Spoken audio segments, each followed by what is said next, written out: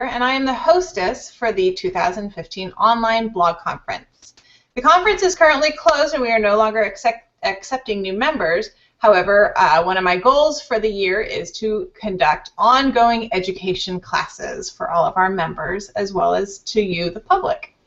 Today I'd like to welcome Kate Ahl. She is a Pinterest guru, and she has a company called Simple Pin Media. So Kate will be joining us to go over down and dirty Pinterest analytics. We're going to talk Pinterest analytics, what you need to know about them, how to interpret them, and how to best utilize them for the upcoming holiday season. Most bloggers, this is our big busy time. Everybody wants to know, find all the arts and the crafts and the food and all those good things. So we want to get our Pinterest analytics up and going, and we want to learn all that we can so that we get the most views to our blog. So Kate, hi, welcome. Thank you for having me. I'm so excited to talk about Pinterest, which is all I think about all the time. Well, great. Well, as I said, Kate has a company called Simple Pin Media, and you can go to simplepinmedia.com to learn more. She also offers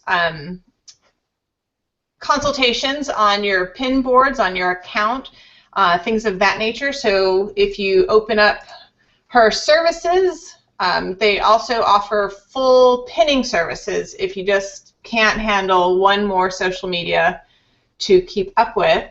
Her company can handle all your Pinterest needs. So, Kate, thanks. All right. Yeah, you're welcome.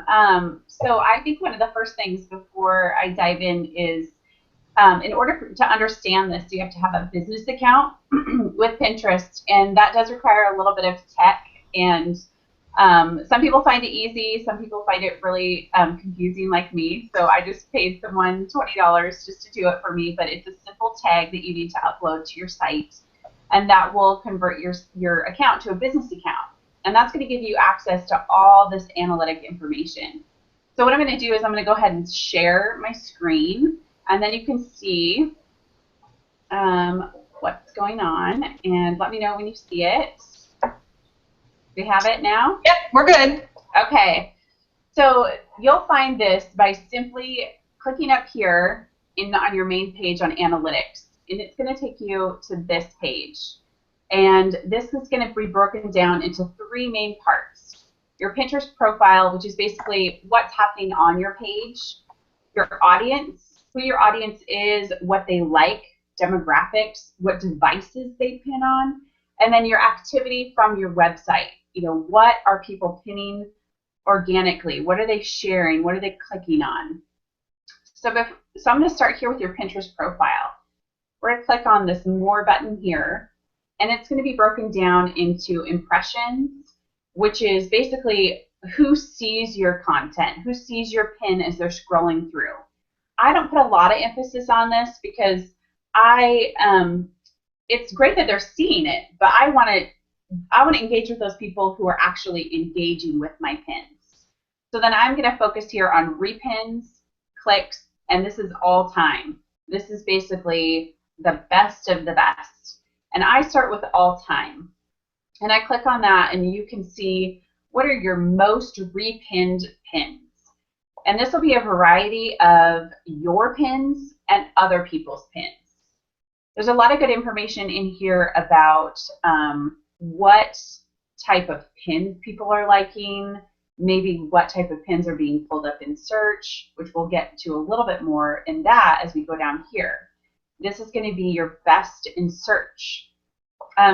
Since we're on my account, I don't actually have a lot of content that I pin onto Pinterest. A lot of my stuff that I pin is from our clients. And so I am not really able to look in here for how my pins are doing. But when you look in here and search, you will find some of your pins in here. And what's good to take away from this is how did the pin perform? And what you'll most likely find is that the pin is older. It might be 1 or 2 years old, which is pretty common in Pinterest analytics. When you do find a pin that falls into these categories, and maybe it's just a month old, that's really great, because what it says is that Pinterest recognized it quickly, you had it optimized well, and it got pulled up in search pretty quickly. So you'll want to pay attention to what the titles of the pins are. If you click on them, like I click on this one, it's a homemade caramel sauce.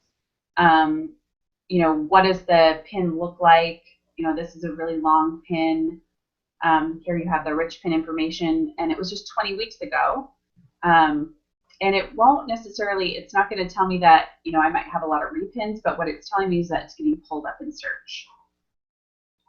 The power pins at the bottom here are kind of the mix of everything, repins, clicks, and more. Again, the same thing holds true. You want to look at what the titles are. Are there any consistent patterns that you see? Maybe everything is a certain type of recipe. Maybe all of a sudden your people really like to pin breakfast recipes. That is a really big clue into how you can take some content on your website that is a breakfast recipe and continue to put it on Pinterest and create boards around that. Maybe you don't have a breakfast board, but if all of your pins have to do with breakfast, it's probably a good idea to start creating more breakfast content or a breakfast board. Clicks is really important too, because clicks will tell you what people are clicking on.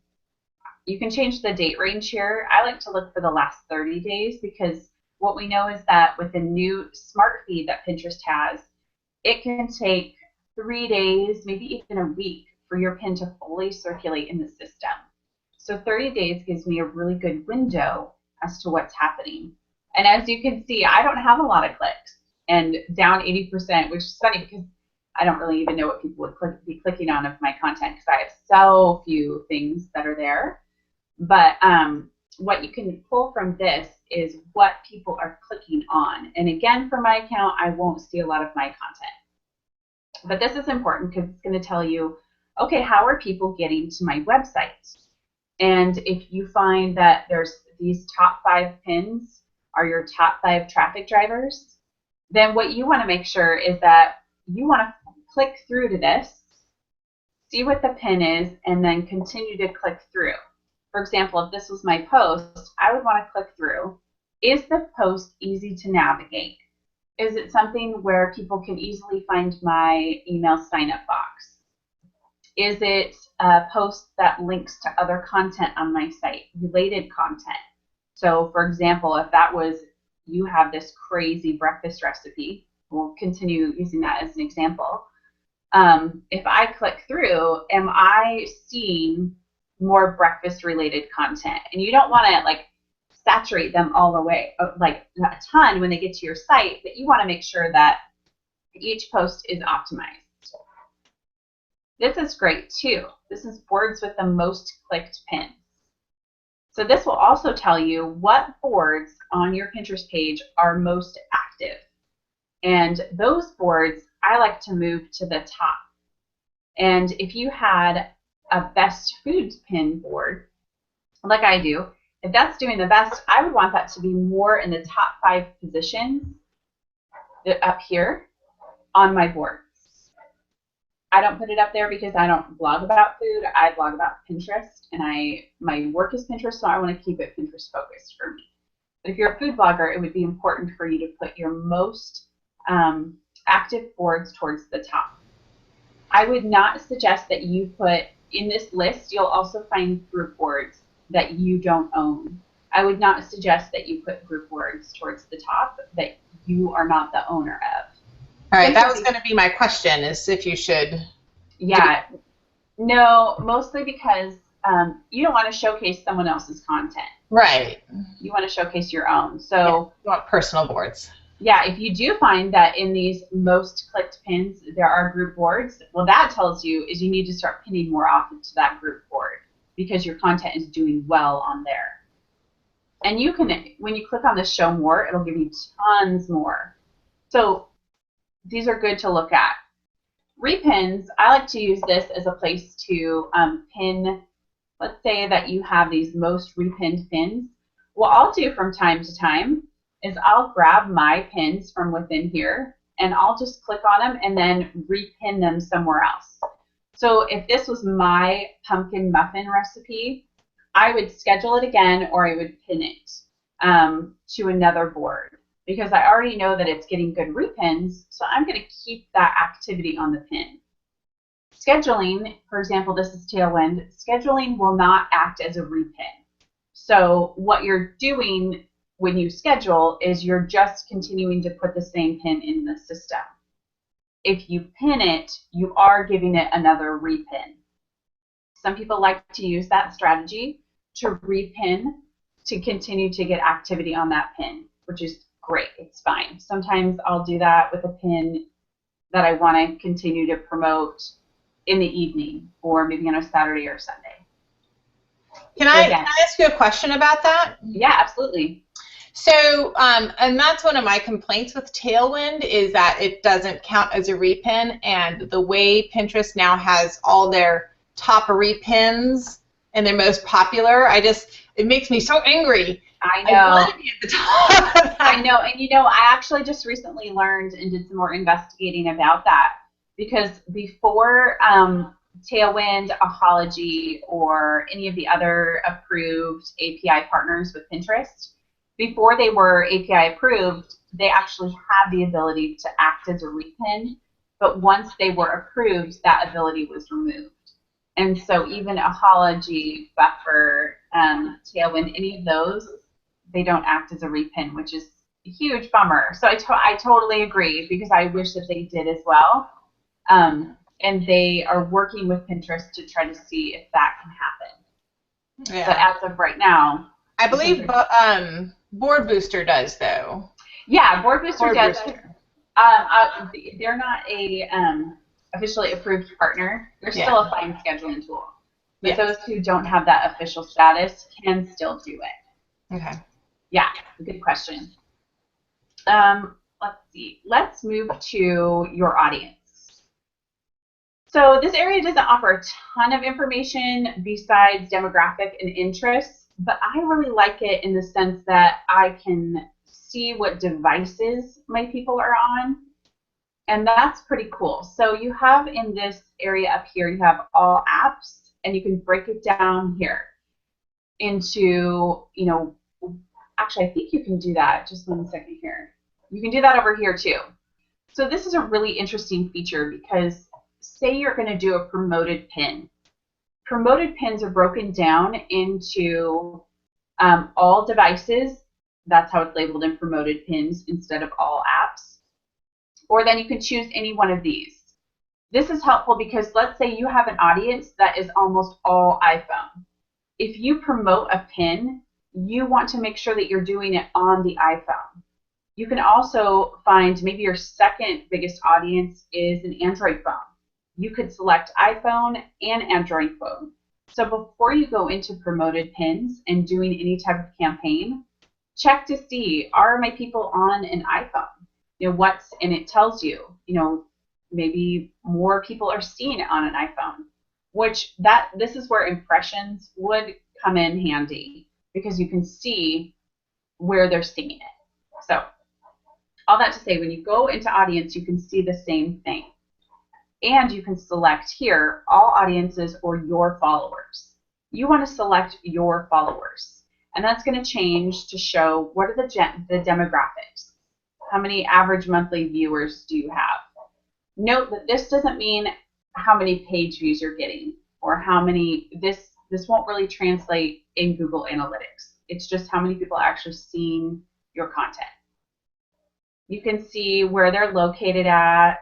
For me, obviously, I'm from Portland, so it's interesting that it makes sense that I have a Portland-based audience. Male and female. Then you can go to interests, and this is where this section of your audience really does come in handy. So it's going to break it down here into these categories.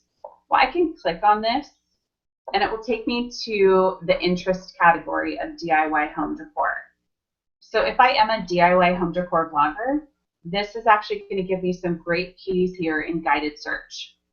Excuse me. Maybe I need to create a board which is shabby chic furniture, or cheap home decor, or IKEA living room, or any one of these things that is people get funneled into.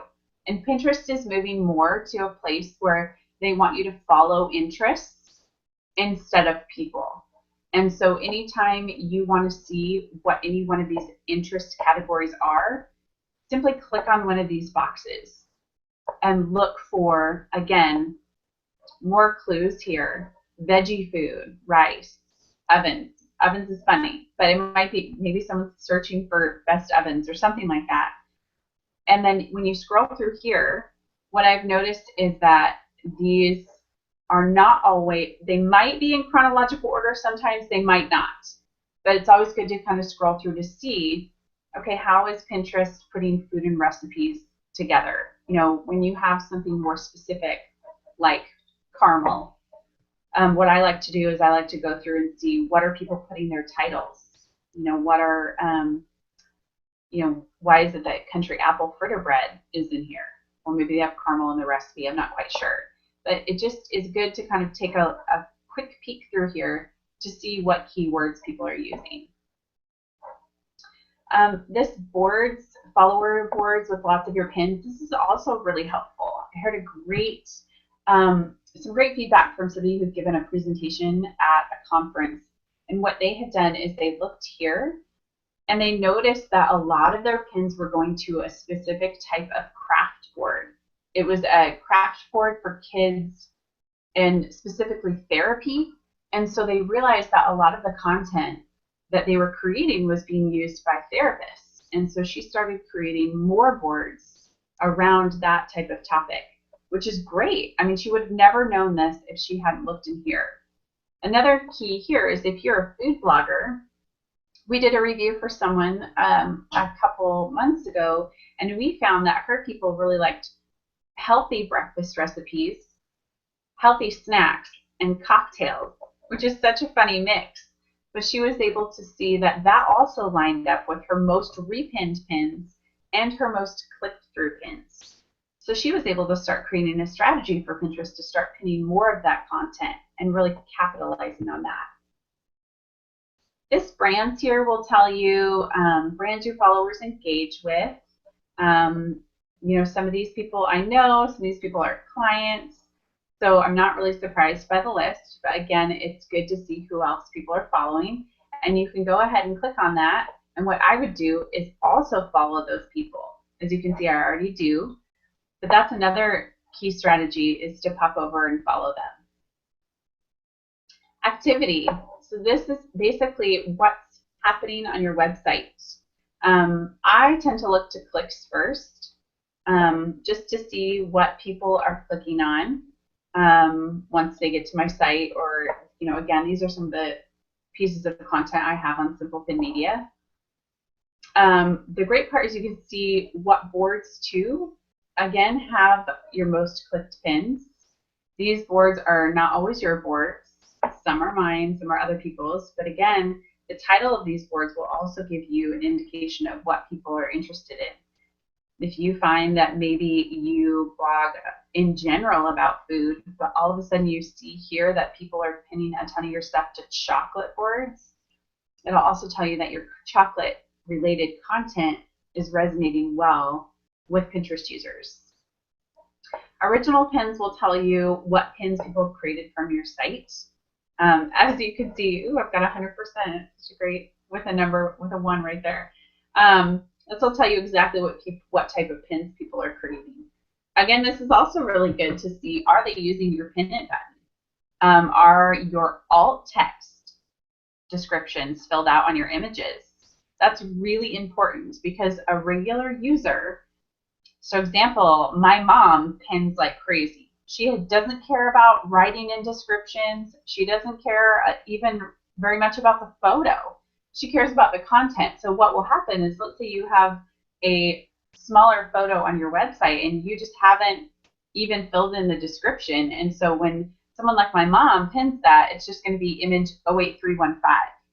Well, you're kind of missing an opportunity there to get more of your content on there. Even though it's not your ideal image, you still could have put the best banana bread on there, and at least it would have helped in search when it went on to Pinterest. Another thing too is to click on these and see who pinned it. and I can see, it's on her board. This is a great opportunity to say, hey, thanks for pinning my pin. Thanks for sharing. Feel free to comment on that. And that, instead of trying to look for where people have pinned your stuff, just click on this and pop over. You never know who would have pinned it. You may even find somebody who has a really huge following who pins your content, and therefore it gets spread even more. Thank them. It's just another great way to get your name out. The last one, like all time here, is another good one. There's just so much good information in Pinterest Analytics that if you spend probably 45 minutes to an hour just kind of looking through, you don't have to create a big spreadsheet, you don't have to do anything huge. Just go through and start making mental notes as you're going through. What patterns are you seeing? Is there anything that stands out to you? And that will really start to jog ideas for you. It'll see, especially in this activity from your website, you'll see, okay, what are people pinning? Are they pinning the picture I want them to pin? Or are they missing it? There's tons of great information. Your most shared pins, again, is really good. Your pins that rank high in search. This will also tell you, are you doing a really good job writing in your descriptions? Are your descriptions being maximized in search? Power pins will tell you, kind of again, that whole high remix of repins, clicks, and more. Again, I sound like kind of a broken record, but these are just always really good things to look at. If all of a sudden, what you find here is the same pin, which you will on some accounts, it'll be all banana bread. Well, that gives you the clue that your banana bread is really popular and people really like it. The pin it button, I haven't quite figured this one out, because so many people have different pin it buttons. So this only tracks the official pin it button, how many people actually use it. So if you had one that you put in, by a plugin, this won't track here. Let's see, what else here?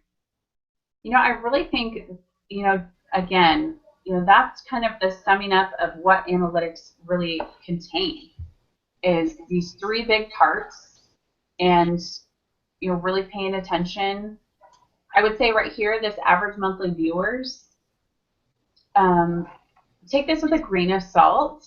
I wouldn't say you should ever consider this page views, or even this one page views. You should always look to Google Analytics for that to get really accurate information as to how many people are coming over. So I think that's it. Well, thank you. I have a question. Yes. Do you want me to stop sharing real quick too? No, you don't have to. Because my question, if you go back to your audience and interests, okay, and you go down to brands, I'm looking, and you go to your followers because that's the big brands. Going there, is that a good place to find additional group boards that you think would be a good match for you and your activity? Because if they like, if they like Hoosier Homemade, and I mean, I'm just trying to figure, like, if they like both you and them, and I went to her and said, hey, my people really like your stuff. Can I pin to your group board? I mean, is that a good place? It is a good place to start. What I would do is back up just a step beyond that, and I would start looking at what Hoosier, start following Hoosier Homemade, start engaging with some of her content, and then, definitely talk about that. Say, my people seem to really like your content. Is there something we could do together on Pinterest? Is there a collaborative board? Maybe you offer one of your boards up to her, and she offers one of her boards up to you, and you kind of cross paths for a little bit. And you say, hey, let's try this for a couple of months and see what happens, and then we'll go from there. Yeah. It's also a good idea to see what type of content, like I said, what type of content crosses over with yours. What is Liz from Hoosier Homemade creating that's very similar to Pint Size Baker? that people would like. In my case, cupcakes. Cupcakes, yes, exactly. So, okay, because I forget the website's name. There's a website you can go to find group boards. Yes, pingroupie.com. Yes. And I tried that, and I found it very frustrating because the boards just really didn't, what was suggested I didn't like it, or wasn't where I wanted to be, and it was sifting through this huge, haystack for that needle that I wanted. So I was wondering if this would be a better way. Yeah, this is a really good way. And also, another good way is to just join hands with people you know well. I would say that with group boards, what we're finding is that they don't perform well if they're not managed well. Let's say you have a board that has 50,000 followers, but there's 3,000 contributors. Well, it's a board that's so saturated that you just almost get only 1 to 2 repins on each of those boards. And so what you want to look for is a smaller group of contributors with a larger amount of followers. So let's say you have 10,000 followers on a board, but there's only 10 or 15 contributors. Chances are that board's going to be really good because you know the content that's going on it, and you can control the quality. So for controlling the quality, you mean actively going in and deleting pins that aren't quite so desirable, or deleting people that aren't I would pinning? Yeah, I'm not a big fan of deleting pins in general, mostly because I think that with SmartFeed it takes a little bit of time for it to really gain steam. So you don't know when that pin's going to take off. But I would say controlling quality would be, you know who the pinners are, and you know what type of content they're pinning. So it's always good, right? So if you do have a board where somebody isn't pinning good content, it's okay to say, like, we really want to control the content on this board, so either can you pin the best of the best, or we might have to ask you to leave. However, you can do that as tactful as possible without breaking the relationship. Right. But that would be the 2 ways that we've done it. We do them within our network a lot, as we match up some of our clients with each other who are really good matches, and we create boards that way, because then again we're controlling the content that goes on that board, and we know what people like. So that's just kind of one idea. Okay. Is it if I go into my top pins of all time, and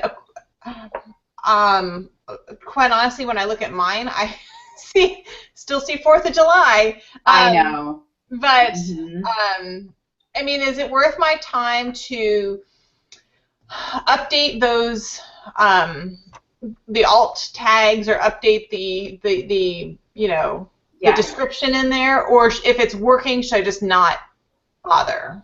What I suggest is that you always update the alt text, because people are clearly clicking through on it, especially when we talk to repinned as well. I would always update it, because you just never know who's going to click through. And what we've done, or what some of my clients have done, is they've taken the older image and they've moved it down just a bit in the post. They've left it in there and created a new image. And then they begin to pin that again, and they also update everything within the post. They make sure there's links to your other content. They update every alt text, because you know that traffic is coming there. And so why not maximize the traffic? Okay. Even if it is 4th of July, which is funny. I know that it's in the middle of December. It always cracks me up as to what I see pop up in those areas too. It's hilarious. Yeah. I know, it is kind of a mystery. And some people get really frustrated because what they see is pins that are 2 years old, or a year old, or even 6 months. But we are starting to see some newer pins pop up. And that's encouraging, because it shows that, these ones here in search, the pumpkin ones, they are doing well, and they are popping up quicker and quicker, which shows that Pinterest is getting better at its search algorithm. Okay. And I think during when we were talking just before we went live, you were saying that your monthly report that you send out, if you joined her email subscription, she sends out a monthly report of the trending words and what's happening with Pinterest and stuff. So you can go to their website, simplepinmedia.com, and sign up for her monthly email, which is got some good keyword descriptions and things of that nature for you. Yeah, and you know what we like to do is, my goal is just to help people understand Pinterest in a really easy way and not feel confused or overwhelmed. And so that's what I aim to do with all of my emails, is just break it down into really simple steps, not confusing. I like to I don't like to get people all in a frenzy over trying new crazy things. You know, just really keeping it simple, keeping it focused and consistent, because Pinterest is one of those platforms where consistency does pay off, and it can be a slow-moving train and you feel like you're not getting anywhere, but you will over time. And we've seen that a lot of our clients have been with us over a year, and we can just see the ebb and the flow of all of those changes in traffic, but overall they're always on an upward trajectory, which is great. So I would just encourage anyone who's listening that just keep plugging away. There's no magic trick to Pinterest. It's just being consistent. Well, great. There's I know we got to wrap things up here, but we have a few questions. Shelly wants to know, is there any wisdom with the long pins? I know that a lot of people swear by their long pins, text versus no text, and you know what is most successful right now? I think I love the long pins, and we have seen them perform better. But when they're done well, which is just 2 fonts, and I do think that text overlay is a great idea, because Pinterest has said that they're in their search algorithm, they take into account the text overlay on the photo. I don't know how, but it also helps people click through because they understand what the photo is about. The long pins help on mobile because when they're scrolling, they still get the image on that second scroll. And the color is always good in what you choose. You know, you want to choose a bright color, and sometimes with those long pins, you create that color in that text box in the middle. So yeah, I will continue to use those longer pins and see how they work. I think they work great. I do too. I've been making more and more. I make a few every day. Yeah. Every day. So Kayla wants to know, how do you keep track of boards that have rules? I've seen them where you can only pin long, or I don't want any text on this one, or I only want 3 pins a day, but I want them 3 hours apart. Like, how do you keep track, and is it worth your time? You know, I would say if the board is performing well, it is worth your time. If the board is not performing well, and what that might mean is you get 2 to 8 repins on a pin, then that is going to tell me that it's probably not worth my time. It's more advantageous for me to go look for boards that are performing well and don't have as many restrictions. Again, back to the same idea of, if you and I were both food bloggers and both knew that we could promote each other's pins, maybe we joined a group board, or we created a group board together and we started repinning each other's content and having our followers pin from there, that's going to get you more activity than trying to worry about the 3-hour window or any of that. It's exhausting. And I would say too that if you have a lot of group boards, that's going to be even harder to keep up with. So pick the best of the best and ditch the rest of them, and just focus on ones that are performing well. Because I know there was one that text on the photo, and it had 250,000 followers or something like that, and it hasn't really done very well. And I don't know if that's because it doesn't have the text overlay and Pinterest has said they read it, or I don't know. So it's not really worth our time anymore to put in effort there. Yeah.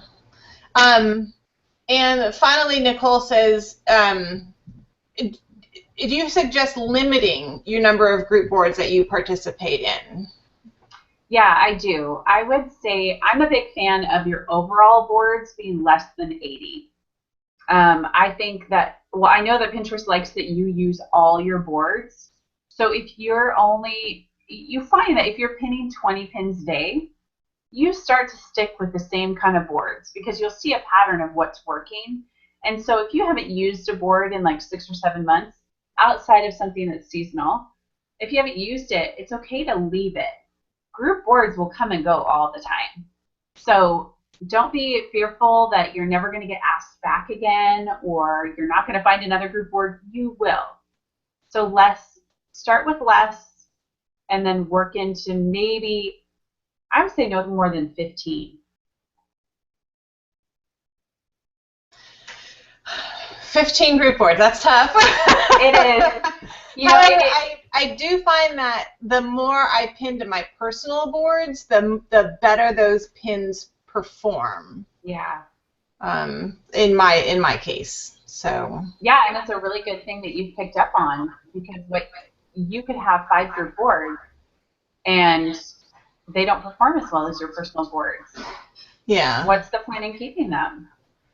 Yeah, I guess it comes down to when I am the group board owner and my group board isn't doing well, then I can't just leave it. So no, that's true. That is also another tricky thing for sure. Yeah.